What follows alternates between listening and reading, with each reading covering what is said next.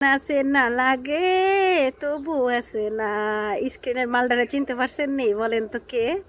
আরে মানিককে, মানিককে চিপাই পড়ে গেছে। হ্যাঁ, আমি সেই বিচারপতি মানিকের কথা বলতেছি। দেখে একদমই চিনতে পারবেন না। কি একটা বেশভূষ ধইরা ইন্ডিয়ান বর্ডার দিয়ে পালানোর চেষ্টা করছে, সাথে British passport, Bangla passport, credit card, debit card আর টাকা।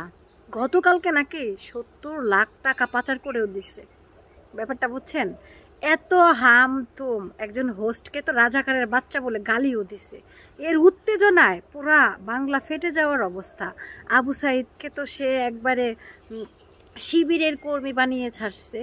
আর তিনি এখন নিজে চোরের মতো দেশ ত্যাগ করার জন্য রওনা দিচ্ছে। ভাবতে পারা যায় যে এত দাপট কোথায় গেছে। এখন যখন যারা ধরছে, কেলানি দিছে, এরপরে যখন জিজ্ঞেস করছে আপনি পালাইতেছেন কেন, তখন বলে কি প্রশাসনের ভয়ে। কেন রে, প্রশাসন না তোরা পকেটে রাখোস? তোরা না পকেটে করে প্রশাসন নিয়ে ঘুরোস? একজন ভাইগে গেছে মানে তোদের সব ক্ষমতা শেষ না? অপকর্ম করার আগে আর মনে থাকে না? এই মানিককে ধৈর্য নিয়ে না, ওই যে পুলিশ ঝুলাইছিল না, যেরকম উল্টা করে ওই রকম করে ঝুলানো উচিত। মানে এই লোকটার এত খারাপ ব্যবহার ওই দিন যেদিন দেখছি, ওই দিনই আমার মনে হয় যে লোকটারে পাইলে না কাইটটা কাইটটা কচু আর ওই লবণ লাগাই দিতাম, শুকনা মরিচের ঝাল লাগাই দিতাম। একটা মেয়ের সাথে কিভাবে ব্যবহার করতে হয় এটাও এই লোক জানে না। সে নাকি আবার প্রধান বিচারপতি। এখন পালায় যাও কেন মনা? আবার বলছে আপনার নাম কি? আমি প্রধান বিচারপতি মানিক। ওরে মাইনকের ঘরের মাইনকে পড়ছো তো, মানকে চিপায় কেমন লাগতেছে এখন? এইসব মানিকদের ধৈরা ধৈরা সাইজ করা উচিত, ঠিক মতো সাইজ করা দরকার। এই যে কিছু কিছু মানুষ আছে না, পাতি নেতাদের সাইজ করছে, তো পাতি নেতাদের সাইজ করে কি হইব রে ভাই? এই মাইন্ডকে ধর, ইচ্ছা মতো সাইজ কর। আর ওই যে আয়না ঘর, এই আয়না ঘরে তো প্রধান বিচারপতি, এ তো জানে আয়না ঘরের কাহিনী।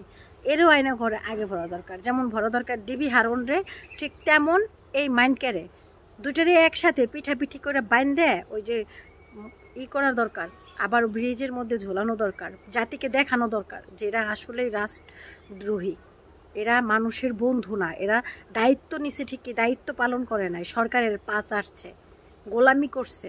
এরা যদি একটু রুখে দাঁড়াতো, বাংলার মানুষ এতটা ধ্বংসের মুখে চলে যেত না। এরা সারা জীবন টাকা খাইছে আর সরকারের পাচ আসছে।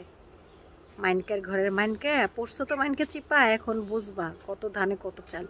কত বড় এই দেশের এরকম দুর্যোগের সময় 70 লাখ টাকা নিয়ে পালিয়ে গেছে। কেন্দ্রে কত পাচাটা পাপিরাও তো এখন যায় সাহায্য করতেছে বন্যার্ত মানুষদের। তুই ওইখান থেকে 2 লাখ টাকা 5 লাখ টাকা দিয়া মাপ চাইতি জনগণের কাছে যে যা হয়েছে হয়েছে, এখন আমারে মাপ করে দাও।